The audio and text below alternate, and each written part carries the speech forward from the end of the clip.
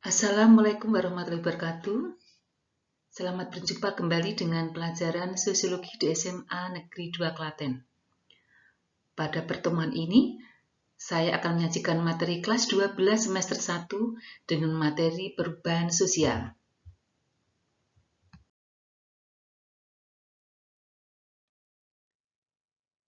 Kompetensi dasar yang dicapai pada materi ini adalah agar siswa dapat menganalisis perubahan sosial dan akibat yang ditimbulkan dalam kehidupan masyarakat. Yang kedua, dapat melakukan kajian, pengamatan, dan diskusi tentang perubahan sosial di tengah-tengah globalisasi.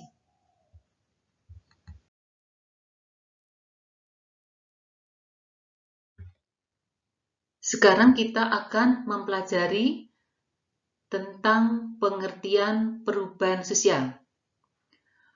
Perubahan sosial memiliki makna yang sangat luas dan mencakup berbagai segi kehidupan manusia, seperti ekonomi, sosial, dan politik.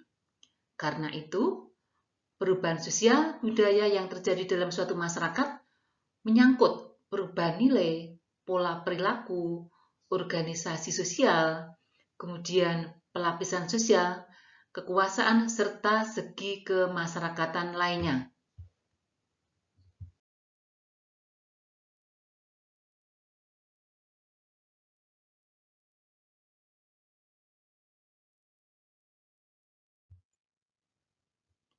Sekarang kita akan mempelajari faktor-faktor yang mempengaruhi perubahan.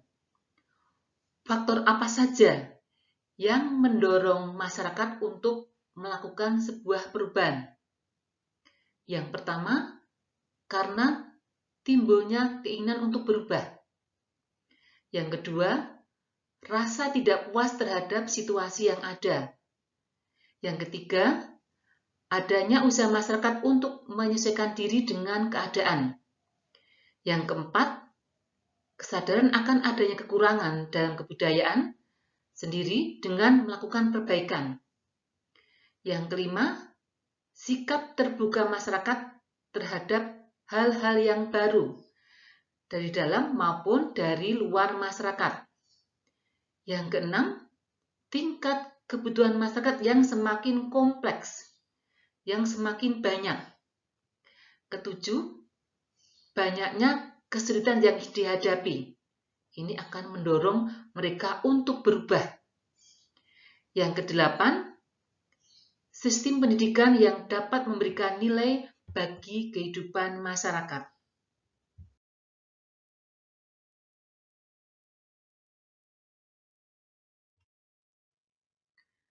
Kalau kita berbicara tentang perubahan sosial, tentu ada unsur-unsur yang berubah.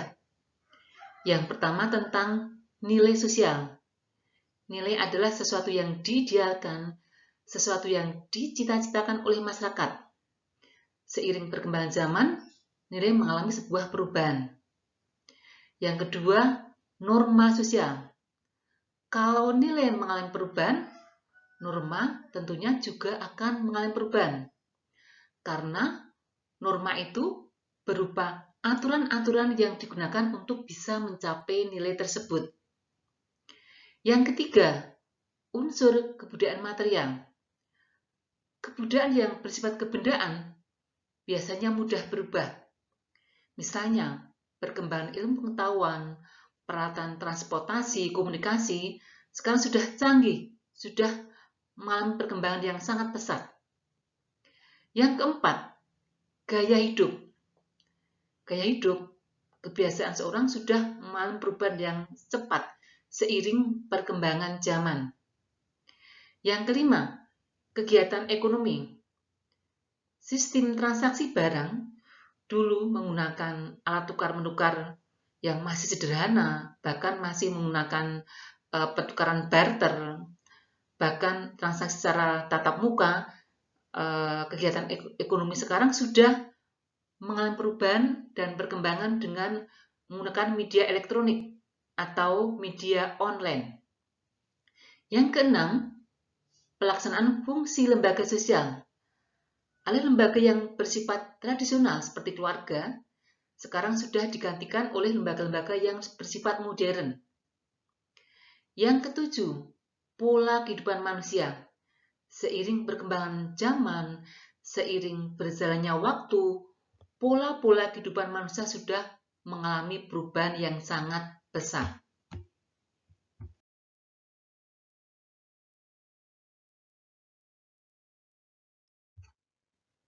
Sekarang kita akan mempelajari tentang teori perubahan sosial.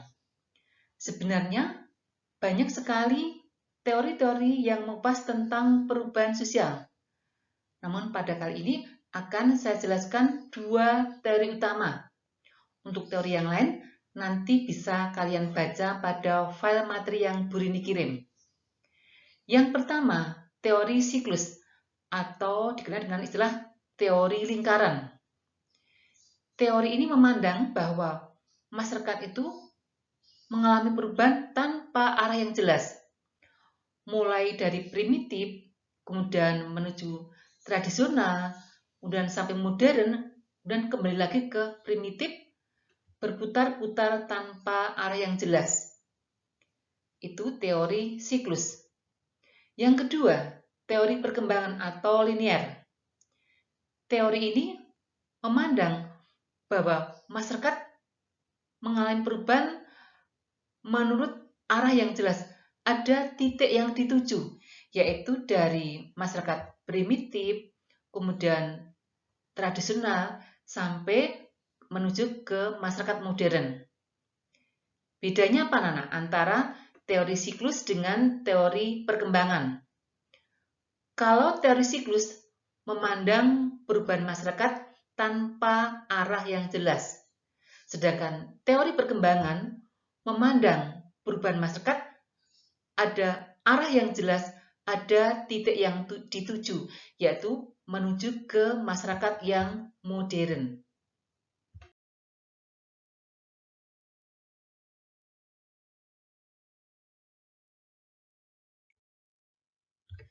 Sekarang kita akan mempelajari tentang teori perkembangan. Ada dua teori perkembangan. Yang pertama adalah teori evolusi. Yang kedua, teori revolusi. Teori evolusi memandang bahwa perubahan masyarakat itu mengalami perubahan yang cukup lama. Dari primitif sampai menuju masyarakat modern itu memerlukan waktu yang cukup lama. Ada 3 teori evolusi. Yang pertama, unilinear theories of evolution, yaitu memandang bahwa masyarakat itu mengalami perubahan melalui tahapan-tahapan tertentu. Dari tahapan yang sederhana sampai ke tahapan yang kompleks modern. Yang kedua, universal theory of evolution. Di sini memandang bahwa perubahan masyarakat itu tidak mengalami tahapan. Namun, masyarakat mengalami perubahan dari corak homogen menjadi heterogen, atau dari masyarakat yang bertumpu pada satu macam pekerjaan, pertanian misalnya, menjadi masyarakat yang heterogen, berbagai macam spesialisasi pekerjaan. Yang ketiga, multilinear theories of evolution, yaitu menekankan penelitian di setiap tahap perkembangan.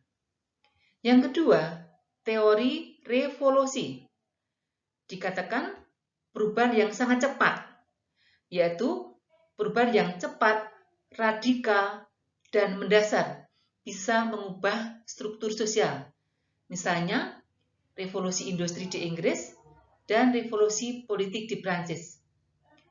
Demikian anak-anak, pertemuan kali ini kita sampai pada teori perkembangan. Nanti kita lanjut pada pertemuan berikutnya mengenai tipe-tipe atau bentuk-bentuk perubahan.